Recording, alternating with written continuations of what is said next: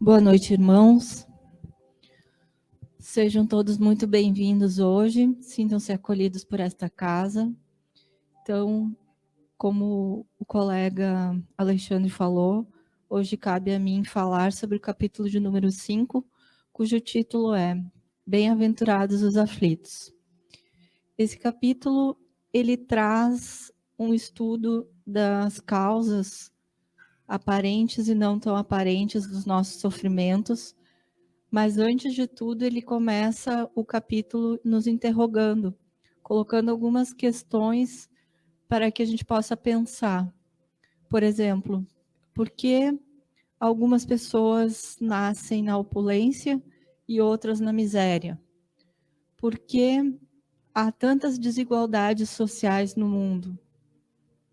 Por que algumas pessoas nascem com uma doença terminal e outras pessoas têm uma vida saudável, longa, de qualidade de vida?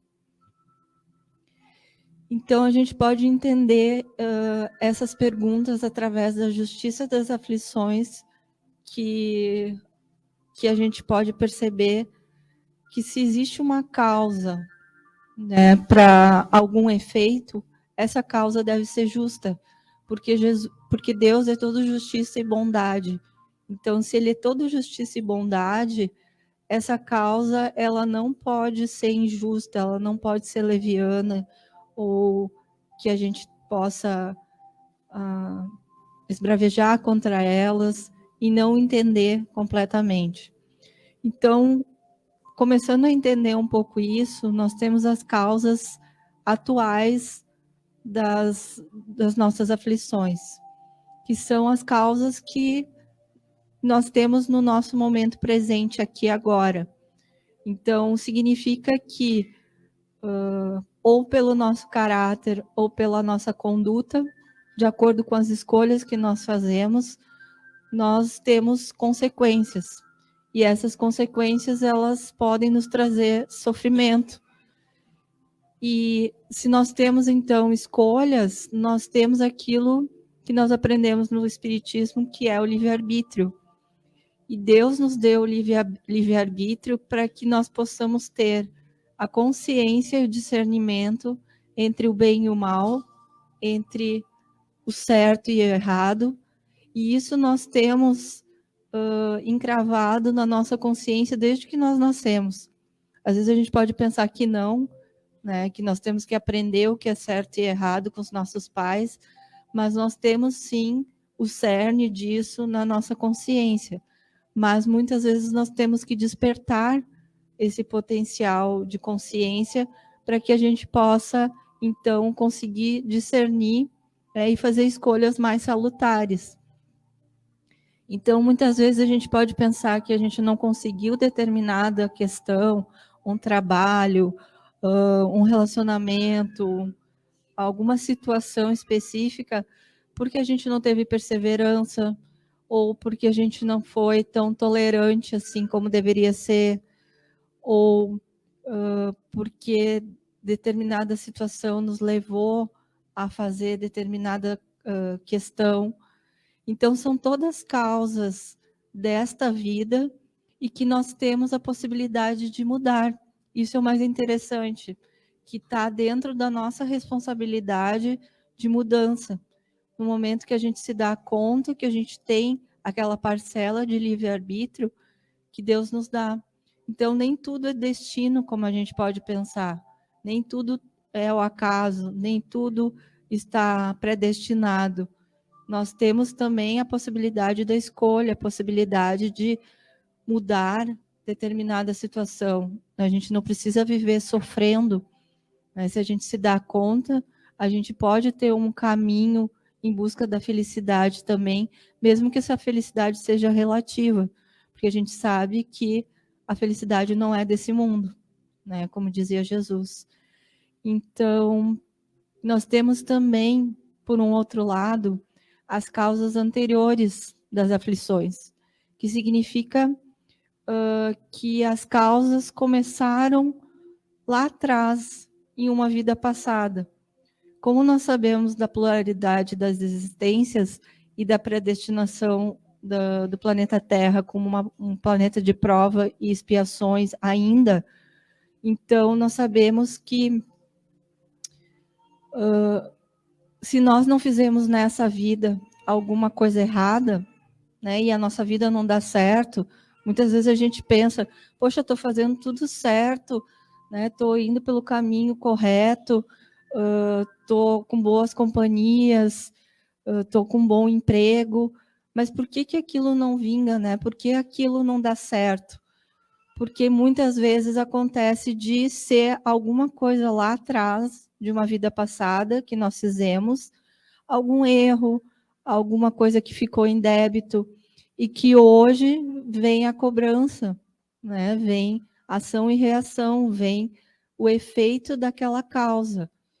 E que nós, então, acabamos por espiar, né? Olhar lá para trás, para nós vermos aquilo que nós fizemos de errado e aprender com aquele erro, principalmente aprender, porque nós estamos num planeta escola, então nada mais justo do que nós aprendermos com os nossos erros e conseguirmos fazer um novo caminho, uma nova perspectiva. Então, nesse sentido, nós conseguimos espiar o passado, nós vemos que realmente tem algo que não está certo e acabamos por fazer uma reparação daquele erro, né? Porque nós podemos ter atingido alguma pessoa, alguma situação, né? E muitas vezes nós vemos situações que nós não temos explicações, né? Eu acho que cada um de vocês já deve ter visto uma situação de, por exemplo, uma criança que nasce com uma má formação e não tem uma explicação, né? E não tem uma cura. E aí o que se faz com aquilo, né? Como é que vamos lidar com essa situação? Se aquela criança não fez nada de errado, ela nasceu assim, simplesmente. Então, nós vamos culpar quem? Os médicos? Nós vamos culpar a mãe, o pai? Não, nós não vamos culpar ninguém. Nós vamos ver que aquilo, né, que aconteceu com aquela criança tem um motivo de ser. Tem uma situação lá atrás que ocasionou que hoje ela está naquele corpo, né, aquele espírito está naquele corpo, está, então, em débito, né, espiando o seu passado. Outras situações também, muitas vezes de pessoas que são tetraplégicas, né, ou nascem tetraplégicas, elas também não fizeram nada de errado, elas não prejudicaram ninguém, mas elas estão ali naquele corpo. Mas se a gente olhar lá atrás, tem um motivo bem forte para ter acontecido aquilo. E isso não é castigo, né, pessoal, que a gente podia pensar, é um castigo, é uma punição, é algo que possa punir aquela pessoa, não. Isso acontece com todos nós, cada um de nós espia o seu passado, né, porque nós ainda estamos, então, num mundo de provas e expiações, e daqui a pouco num mundo de regeneração. Então, todos nós, como seres imperfeitos que somos, nós temos coisas, reajustes, como dizia Chico Xavier, né, de podermos olhar, então, para o nosso passado e poder ver um novo futuro. E a doutrina espírita, ela faz isso muito bem. Ela nos dá essa perspectiva do futuro, de que a gente pode realmente ter novas vidas, novas mudanças de acordo com a reencarnação e cada vez evoluindo e sendo uma pessoa melhor. Então, Deus, quando nos coloca na reencarnação, quando a gente reencarna, a gente tem o esquecimento do passado, né? Porque se vamos pensar bem, se a gente lembrasse de tudo que aconteceu lá atrás, como é que seria a nossa mente, a nossa cabeça? Seria uma perturbação, né? Então, nós temos essa dádiva que é o esquecimento, que é um véu do esquecimento do nosso passado, para que a gente possa seguir em frente e não ficar pensando naquilo o tempo inteiro. Imaginem se uma família, né, que nascem pessoas que foram inimigas, que o pai matou o filho, a mãe maltratou a filha, ou a filha maltratou a mãe.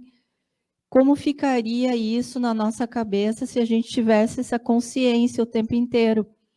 Então, nós temos, graças a Deus, esse véu do esquecimento para justamente não ter essa perturbação e conseguir realmente tocar nossa vida, ter o nosso propósito, a nossa missão aqui na Terra, para que a gente possa seguir em frente. E nós temos, por último, nesse capítulo, ele fala muito dos motivos da resignação. E vocês sabem que resignação é mais ou menos uma aceitação daquilo que a gente não tem um controle, daquilo que a gente não pode mudar. Então, por que isso? Né? Por que a gente tem esse motivo? Então, Jesus fala assim: bem-aventurados os aflitos, porque serão consolados. Jesus indica ao mesmo tempo a compensação que espera aqueles que sofrem e a resignação que faz abençoar o sofrimento como prelúdio da cura. Essas palavras podem ainda ser traduzidas assim: deveis considerar-vos felizes por sofrer, porque as vossas dores nesse mundo são a dívida das vossas faltas passadas, e essas dores, suportadas pacientemente sobre a terra, vos poupam séculos de sofrimento na vida futura. Deveis, pois, estar felizes, porque Deus transformou vossa dívida, permitindo pagá-la presentemente, o que vos assegura tranquilidade para o futuro. Então, é uma dádiva, né? Nós podermos ter essa possibilidade de rever nossas dívidas e nos resignarmos, né, diante daquilo tudo que poderia ser de ruim a nossa vida, mas não, né? São pequenas provas que nós passamos no nosso dia a dia, pequenas situações que nós temos a capacidade de superar e que a gente tendo a maior questão, que é a fé em Deus, tudo pode, né, naquele que te fortalece. Então, a maior questão que a gente tem que ter sempre é a fé em Deus, para que a gente possa superar qualquer obstáculo e qualquer situação difícil. Fiquem com Deus e que assim seja.